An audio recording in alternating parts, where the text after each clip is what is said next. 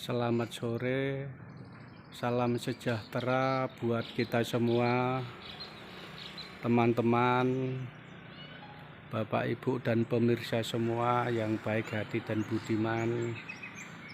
Pada kesempatan sore hari ini, saya alhamdulillah dapat mengunjungi dan berziarah di makam sosok orang yang sangat terkenal. Beliau sangat berjasa dalam penyebaran agama Islam di wilayah Kabupaten Kudus. Beliau adalah salah satu dari murid Kanjeng Sunan Kudus yang sangat terkenal dan sakti mandraguna sesuai dengan sejarah dan cerita rakyat yang beredar sampai dengan saat ini. Beliau adalah Syekh Abdul Bashir atau yang terkenal dengan Sunan Kedu. Sunan Kedu dimakamkan yaitu di Dukuh Kerajaan, Desa Ngribik, Kecamatan Gebok, Kabupaten Kudus, terletak di lereng Gunung Muria yang cukup rindang, asri, dan sejuk.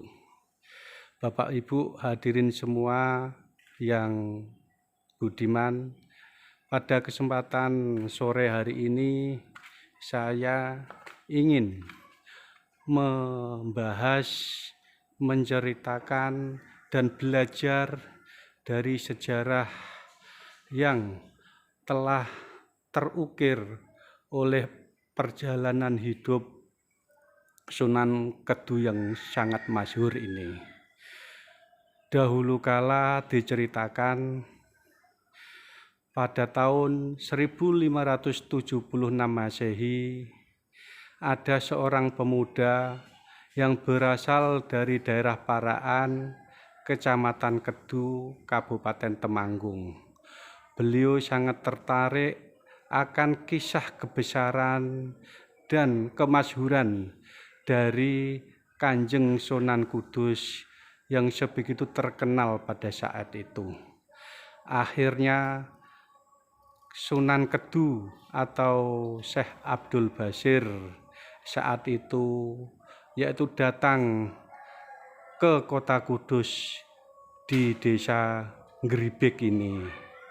Namun dalam proses perjalanannya Bapak Ibu dikisahkan terjadi kesalahpahaman karena saat itu pemuda tersebut dalam berjalan menuju ke kota Kudus ini yaitu menunjukkan, memamerkan ilmu kedikjayaannya, ilmu kesaktiannya di wilayah Kabupaten Kudus atau di sekitar Masjid Menara Kudus, sehingga saat itu dikisahkan menjadi tontonan, menjadi pusat perhatian bagi seluruh masyarakat, tidak lepas juga bagi seluruh murid-murid Sunan Kudus yang menyaksikan kehebatan, kesaktian akan Sunan Kedu, yaitu dapat terbang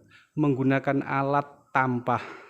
Tampah yaitu alat benda yang dianyam dari bambu yang berbentuk bulat yang biasanya digunakan orang-orang desa, ibu-ibu untuk menapih beras atau memisahkan beras dengan kulitnya. Nah, dari kejadian tersebut akhirnya Sunan Kudus keluar dan tidak berkenan. Dia tersinggung, marah karena pemuda tersebut memamerkan kelebihan dan ilmu kesaktiannya di hadapan masyarakat Kudus. Padahal menurut Sunan Kudus, di Kudus itu adalah pusatnya ilmu. Kudus itu adalah pusatnya kedikjayaan, kesaktian. Jadi apabila memamerkan kesaktian di kota Kudus adalah sangat tidak elok dan kategori takabur. Atas dasar itulah akhirnya Kanjeng Sunan Kudus memperingatkan duka kepada pemuda tersebut dengan menunjuk jarinya kepada pemuda tersebut. Akhirnya pemuda tersebut jatuh tersungkur di tempat yang lapang, yang berlumpur dan kotor. Nah, setelah ada kemajuan zaman, ada keramaian wilayah tempat jatuh pemuda tersebut. Tempat tersebut dinamakan Desa Jember di wilayah Kabupaten Kudus.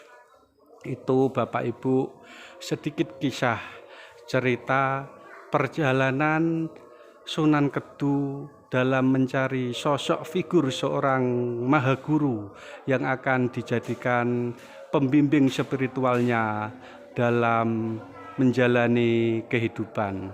Setelah kejadian tersebut, Bapak Ibu, akhirnya pemuda tersebut mengakui keunggulan dan kebesaran dari Kanjeng Sunan Kudus, dan akhirnya pemuda tersebut mau berguru, nyantri, dan diterima dengan baik oleh Kanjeng Sunan Kudus.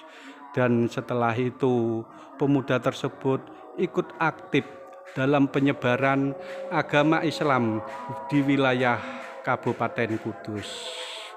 Juga dikisahkan dari para pendahulu kita, setelah itu Kanjeng Sunan Kudus memerintahkan kepada Sunan Kedu untuk menanam pohon tembakau di daerah Temanggung yang akhirnya dikisahkan menjadi cikal bakal di Kabupaten Kudus, yaitu mayoritas Desa Ngribik dan Kudus pada umumnya penduduknya mayoritas yaitu bermata pencaharian, bekerja sebagai buruh dan pengolah dari pohon tembakau yang ditanam oleh Sunan Kedu.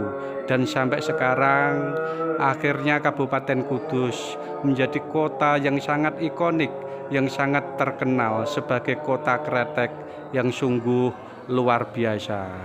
Bapak Ibu, itu sedikit kisah cerita tentang Sunan Kedu yang sampai saat ini masih melegenda dan masih terus dikenang oleh masyarakat, terutama di Desa Ngribik ini, Bapak Ibu.